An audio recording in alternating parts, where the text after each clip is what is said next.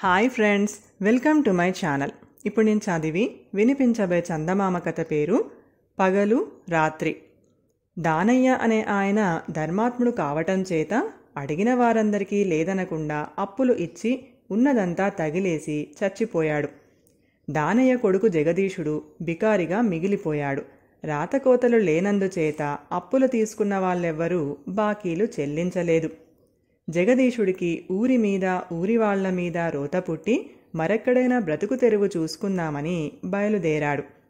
ఆ రోజు ఆ రాత్రి కూడా వాడు అడవిదారుల వెంట నడిచి మర్నాడు వేకువజామున ఒక నది చేరుకున్నాడు.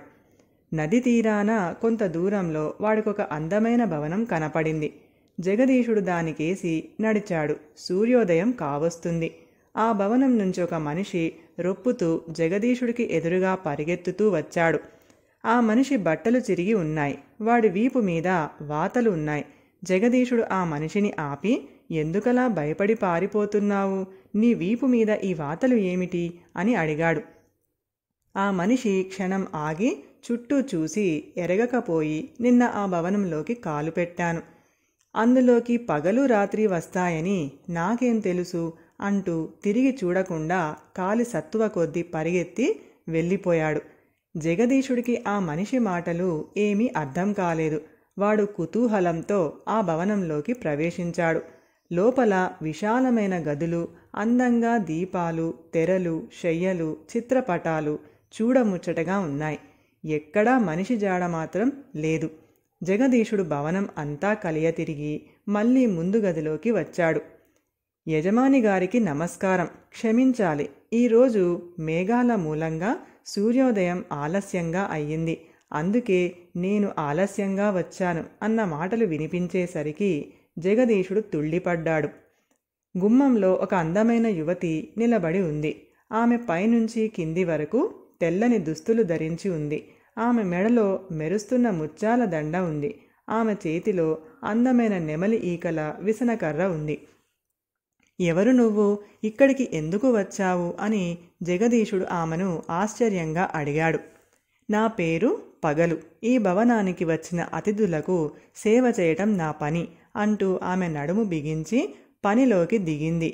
ఆమె అన్ని గదులు ఊడ్చి పొయ్యి రాజేసి రకరకాల పిండి వంటలతో బ్రహ్మాండమైన విందు భోజనం సిద్ధం చేసింది. జగదీశుడు కళ్ళు పెద్దవి చేసుకుని ఆమె చర్యలన్నీ గమనించాడు. వంట సిద్ధం అయ్యింది, మీరు భోజనానికి లేవవచ్చు అని ఆమె ఒక బల్లపై వెండి పళ్ళెంలో అన్నీ వడ్డించి జగదీశుడి చేత భోజనం చేయించింది. జగదీశుడు తృప్తిగా భోజనం చేసి తాంబూలం సేవిస్తూ ఉండగా ఆమె వాడి వినోదం కోసం ఆడింది పాడింది. ఎండవేళ జగదీశుడు పట్టుపరుపు మీద పడుకుంటే నెమలి ఈకల విసనకర్రతో ఆమె వాడికి విసురుతూ కూర్చుంది. జగదీశుడికి మెలకువ వచ్చేసరికి సాయంత్రం అయ్యింది. ఆమె వాడితో సూర్యాస్తమయం కాబోతుంది, ఇక నేను మళ్ళీ వెళ్ళి రేపు ఉదయం వస్తాను అంది. ఈ మాట విని జగదీశుడు బాధపడి, నువ్వు వెళ్ళవలసిన అవసరం ఏమిటి? ఇక్కడే ఉండిపో అన్నాడు ఆమెతో. అయ్యో, ఇంకేమైనా ఉందా? రాత్రి వచ్చి నన్ను మింగేయదు అని ఆమె వేగంగా వెళ్ళిపోయింది. జగదీశుడు నిరాశగా వెళ్ళి ఆమె వెళ్ళిన గుమ్మం కేసి చూస్తూ ఒక్కసారిగా దడుచుకున్నాడు. ఎందుకంటే గుమ్మంలో నల్లని వస్త్రాలు ధరించిన భయంకరమైన యువతి నిలబడి ఉంది. ఆమె ఒంటి రంగు కారు నలుపు. ఆ మెడలో పూసల దండ ధరించి చేతిలో కొరడా పట్టుకొని ఉంది. అలాగే కూర్చుని ఉన్న జగదీశుణ్ణి చూసి ఆమె పళ్ళు పటపటా కొరుకుతూ, ఎంత తలబిరుసురా నీకు? నేను రాత్రిని ఇక్కడ నిలబడి ఉంటే నువ్వు కూర్చుని ఉంటావా? ఇలా రా అంటూ కొరడా జులిపించింది. ఆమె కళ్ళల్లోనూ కంఠంలోనూ ఉన్న అధికారాన్ని ధిక్కరించటం జగదీశుడికి సాధ్యం కాలేదు. వాడు లేచి ఆమె వైపు నడిచాడు.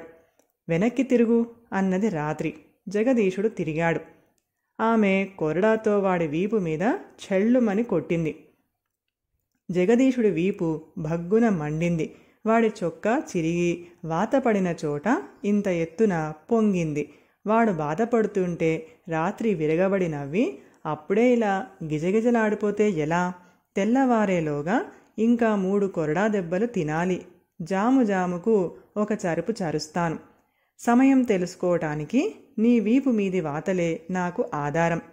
అసలే మతిమరుపు దాన్ని. వేళ మరిచిపోయానంటే పగలు వచ్చేస్తుంది. పగలు వచ్చిందంటే ఇంకేమన్నా ఉందా? దానిలో కరిగిపోను అంది. తర్వాత రాత్రి జగదీశుడి చేత ఇల్లంతా తుడిపించింది. పొయ్యి రాజేయించింది. వంట చేయించింది.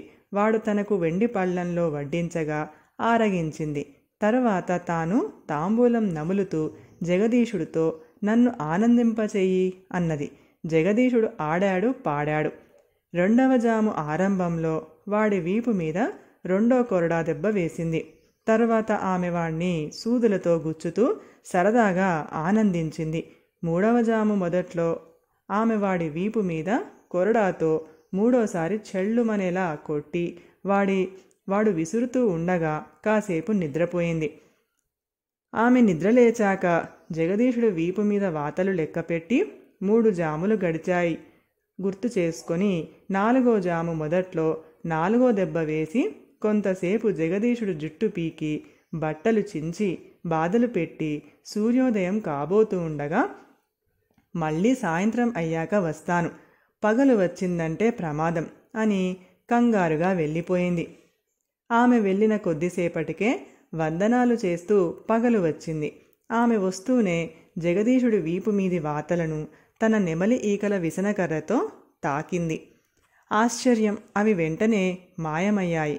తరువాత ఆమె ఇల్లు శుభ్రం చేసి చక్కని భోజనం ఏర్పాటు చేసి జగదీశుడు నిద్రపోతుంటే విసురుతూ కూర్చుంది. నిద్ర నటిస్తూ జగదీశుడు లేచి, దాహం, మంచినీళ్లు కావాలి అన్నాడు. ఆమె విసనకర్ర అక్కడే పెట్టి లోపలికి వెళ్ళింది. జగదీశుడు ఆ విసనకర్ర నుంచి ఒక నెమలి ఈకను తీసి పరుపు కింద దాచాడు. సూర్యాస్త సమయం కాబోతుండగా పగలు వెళ్ళిపోయింది. మరి కాసేపటికి రాత్రి వచ్చింది. వెనకటిలాగే ఆమె జగదీశుడు వీపు మీద కొరడా దెబ్బ కొట్టి వాడి చేత అడ్డమైన చాకిరీ చేయించుకుంది. రెండవ జాము మొదట్లో రెండో దెబ్బ వేసింది. మూడవ జాము మొదట్లో మూడో దెబ్బ వేసింది. వేశాక పడుకుంది. జగదీశుడు పరుపు కింద ఉన్న నెమలి ఈకని పైకి తీసి దానితో తన వీపు మీది 3 వాతలలో ఒకదాన్ని తాకాడు. వెంటనే అది మాయమైపోయింది. 4వ జాము మొదట్లో రాత్రి లేచి కొరడా తీస్తూ, ఇది ఆఖరి జాము అనుకుంటాను అన్నది. నీకు మతిమరుపు బాగా వచ్చేసింది. ఇప్పటికి 2 జాములే గడిచాయి, కావలిస్తే చూడు అంటూ జగదీశుడు తన వీపు చూపించాడు. అయితే మరో జాము నిద్రపోవచ్చు అని ఆమె వాడి వీపు మీద కొరడాతో మరో చరుపు చరిచి మళ్ళీ నిద్రపోయింది. రాత్రికి మెలకువ వచ్చేసరికి సూర్యోదయం అయ్యేపోయింది. అప్పటికి పగలు లోపలికి రాను కూడా వచ్చేసింది. ఆమెను చూడగానే రాత్రి కెవ్వున అరిచి బయటకు పరుగు తీసింది. కానీ సూర్యకిరణాలు సోకగానే రాత్రి శరీరం మంచులా కరిగిపోయింది. రాత్రిపోయాక నేను మాత్రం ఇక్కడ ఎందుకు? అది వస్తుందని నేను వచ్చాను అంటూ పగలు కూడా వెళ్ళిపోయింది. తన వద్ద ఉండిన నెమలి ఈకతో రోగాలకు గాయాలకు చికిత్స చేస్తూ జగదీశుడు తనకు నచ్చిన పిల్లను పెళ్లాడి ఆ భవనంలోనే ఉండిపోయాడు. కథ సమాప్తం. ఈ కథ గనక మీకు నచ్చినట్లయితే ప్లీజ్ లైక్ చేయండి, షేర్ చేయండి. మరిన్ని మంచి మంచి కథల కోసం మా ఛానల్ని సబ్స్క్రైబ్ చేసుకోండి. Thank you.